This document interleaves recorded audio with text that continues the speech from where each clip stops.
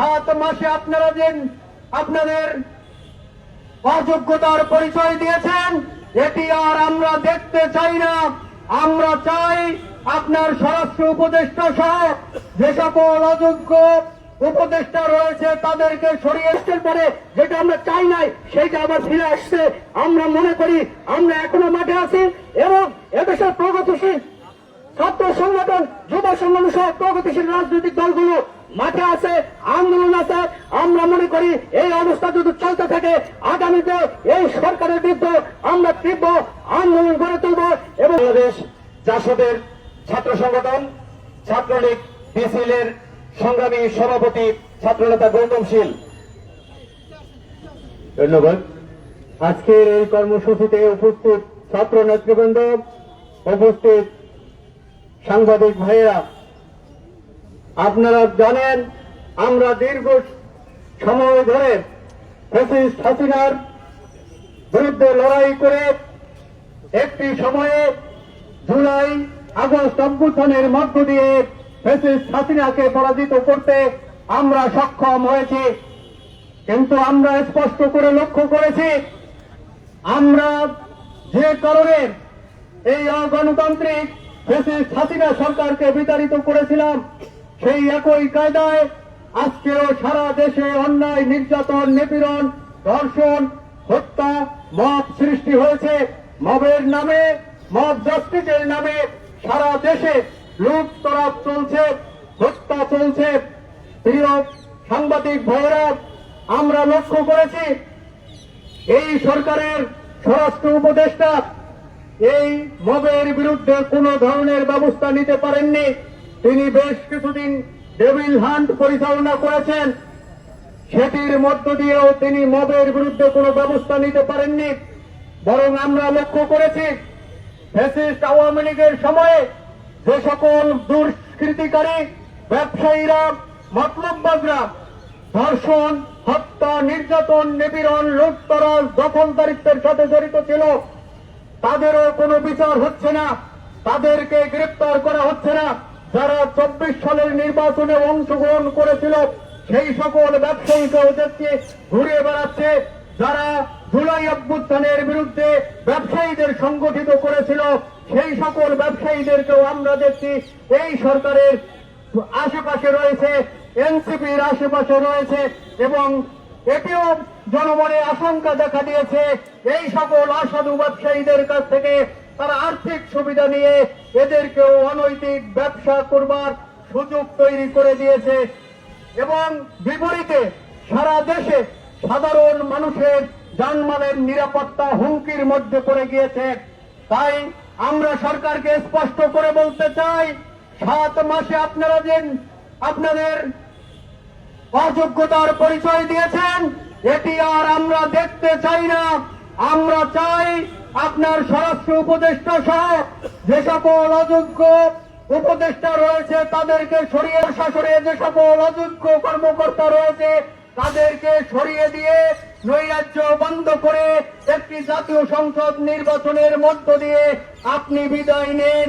অন্যথায় আপনার ভাগ্যেও ফ্যাসিস্ট হাসিনার মতো একই পরিণতি অপেক্ষা করছে।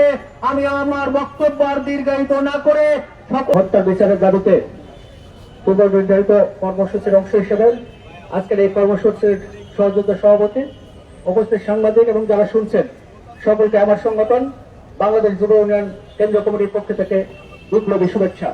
প্রিয় বন্ধুরা, আপনারা জানেন দীর্ঘ 15 বছর আমরা এই খুন, গুম এবং ধর্ষণের বিরুদ্ধে আন্দোলন সংগ্রাম করে একটি স্বৈরাচার শেখ হাসিনাকে তাড়িয়েছি। স্বৈরাচার শেখ হাসিনাকে তাড়ার পরে আমরা ভেবেছিলাম 5ই আগস্টের পরে শেখ হাসিনার যে নাটক ছিল সেই নাটকগুলো বন্ধ হবে। ওই মেট্রো রেলে যে কান্না অথবা পৃথিবীতে যে কান্না, সেই নাটকগুলো 5ই আগস্টের পরে বন্ধ হবে। কিন্তু আমরা দেখলাম 5ই আগস্টের পরে এক এক করে সেই একই রকম নাটক মঞ্চায়িত হচ্ছে। কোথাও মবের নাটক হচ্ছে, কোথাও আইন শৃঙ্খলা রক্ষার প্রেস ব্রিফিং এর নামে রাত 3টায় সংবাদ সম্মেলন হচ্ছে, কোথাও আইন শৃঙ্খলা পরিস্থিতি এবং পুলিশকে দেখার জন্য আয়োজন করে হঠাৎ হঠাৎ থানা বা বিভিন্ন পোস্টে গিয়ে চেকপোস্টে গিয়ে স্বরাষ্ট্র উপদেষ্টা উপস্থিত হচ্ছেন। কিন্তু আমরা দেখলাম এত কিছু নাটকের পরেও আমরা ধর্ষণ এবং খুন এবং মাফ করে বিভিন্ন প্রতিষ্ঠান যে ভাঙচুর সেইটা রোধ করতে পারছে না, যার কারণে বাংলাদেশ যুব ইউনিয়ন সহ এদেশের প্রগতিশীল যে সংগঠনগুলো সেই 2020 সালে নোয়াখালী সুবর্ণ চরে যে ধর্ষণ বিরোধী আন্দোলন করেছিল, যে লুটমাস করেছিল, ঠিক ধারাবাহিকতায় আজকে ধর্ষণ বিরোধী এবং খুন নিপীড়ন এবং বিচারহীনতার যে সংস্কৃতি তার বিরুদ্ধে আন্দোলন সংগ্রাম গড়ে তুলছে। সেই আন্দোলন সংগ্রামে ইতিমধ্যে রাষ্ট্রের পক্ষ থেকে আক্রমণ করা হচ্ছে, মামলা দেওয়া হচ্ছে, বিভিন্ন জায়গায় ফোন দেওয়া হচ্ছে, বিভিন্ন ছাত্র নেতাদের বাড়িতে গিয়ে পুলিশের তল্লাশি জিজ্ঞাসাবাদ চলছে। যার কারণে বলতে চাই যে 5ই আগস্টের পরে যেটা আমরা চাই নাই সেইটা আবার ফিরে আসছে। আমরা মনে করি আমরা এখনো মাঠে আছি এবং এদেশের প্রগতিশীল ছাত্র সংগঠন, যুব সংগঠন সহ প্রগতিশীল রাজনৈতিক দলগুলো মাঠে আছে, আন্দোলন আছে। আমরা মনে করি এই অবস্থা যদি চলতে থাকে আগামীতে এই সরকারের বিরুদ্ধে আমরা তীব্র আন্দোলন গড়ে তুলব এবং সেই সাথে দাবি রাখতে চাই অবিলম্বে এই ব্যর্থ স্বরাষ্ট্র উপদেষ্টা জাহাঙ্গীরের অপসারণ করতে হবে এবং অপসারণ না করলে আমাদের ধারাবাহিক কর্মসূচি আমরা অব্যাহত রাখবো। ধন্যবাদ। গত পরশুদিন শেষ নিঃশ্বাস ত্যাগ করেছে। বুকের ভিতর ভীষণ যন্ত্রণা নিয়ে এখানে দাঁড়িয়েছি।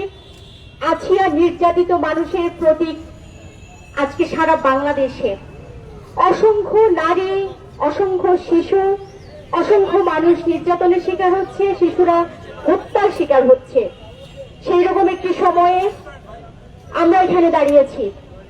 আমরা ভীষণ আকাঙ্ক্ষা নিয়ে দাঁড়িয়েছিলাম জুলাইয়ের যে গণঅভ্যুত্থান, সেই গণঅভ্যুত্থানে লক্ষ লক্ষ নারীরা মাঠে নেমেছিল।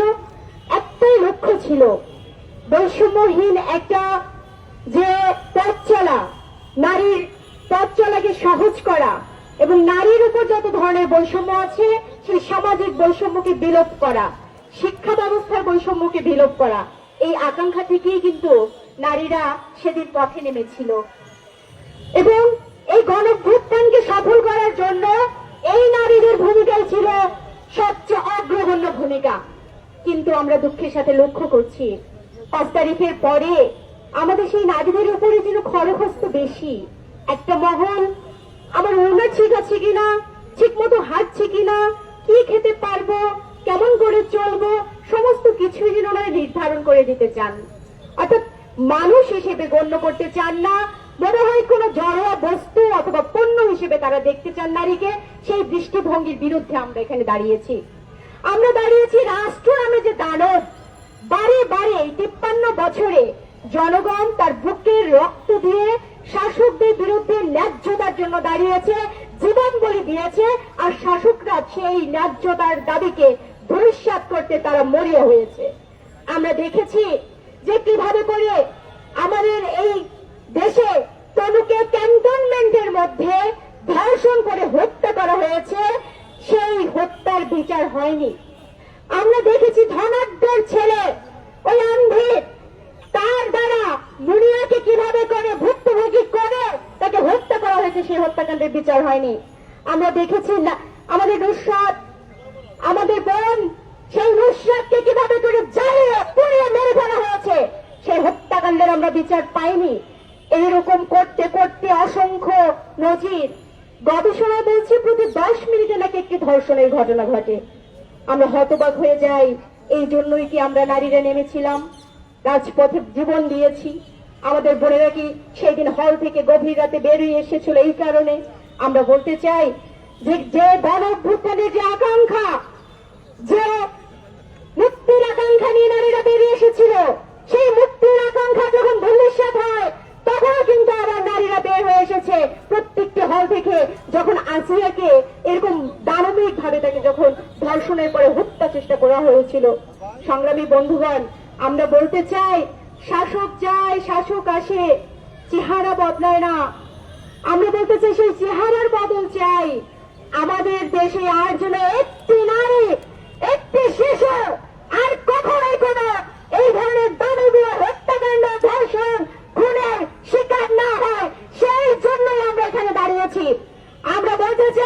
যে জুলাইয়ের যে গণঅভ্যুত্থান, সেই গণঅভ্যুত্থানে যারা তার জীবনটা দিয়েছে, সেই গণহত্যার কি বিচার এই বাংলাদেশে হবে না? আমরা তার কোনো নজির কিন্তু দেখতে পাচ্ছি না। মশাল মিছিল করে আজকের এই কর্মসূচির আমরা ঘোষণা করেছিলাম, কিন্তু আমরা দেখেছি যে আমরা কর্মসূচি ঘোষণা করবার পর থেকে একটি উগ্রবাদী গোষ্ঠী আমাদের এই কর্মসূচিকে নস্যাৎ করবার জন্য, আমাদের এই ধর্ষণ বিরোধী আন্দোলনকে ভিন্ন পথে প্রবাহিত করবার জন্য তারা নানা ধরনের চক্রান্ত করে আসছে। আমরা দেখেছি যে পতিত স্বৈরাচার আওয়ামী লীগ তারাও এই ধর্ষণ বিরোধী আন্দোলনকে ব্যবহার করে তারা পুনর্বার ক্ষমতায় যে পুনর্বাসন, সেই পুনর্বাসনের স্বপ্ন দেখছেন। আমরা আজকের এই সমাবেশ থেকে আমরা সেই উগ্রবাদী গোষ্ঠী এবং পতিত স্বৈরাচার আওয়ামী লীগ সরকারের প্রতি হুঁশিয়ারি উচ্চারণ করে বলতে চাই, ধর্ষণ বিরোধী গণ আন্দোলনকে ব্যবহার করে আপনাদের যে মনোবাসনা, সেই মনোবাসনা বাংলার ছাত্র সমাজ, বাংলার যুব সমাজ, বাংলাদেশের প্রগতিশীল ব্যক্তিবর্গ কোনোভাবেই সেটি পূরণ হতে দেবে না। সংগ্রামী বন্ধুগণ, আপনারা আমাদের যে আজকের এই সমাবেশের যে লিখিত বক্তব্য, সেই লিখিত বক্তব্য আপনারা শুনেছেন। আমাদের যে দাবি দেওয়া, সেই দাবি দেওয়া আপনারা জেনেছেন।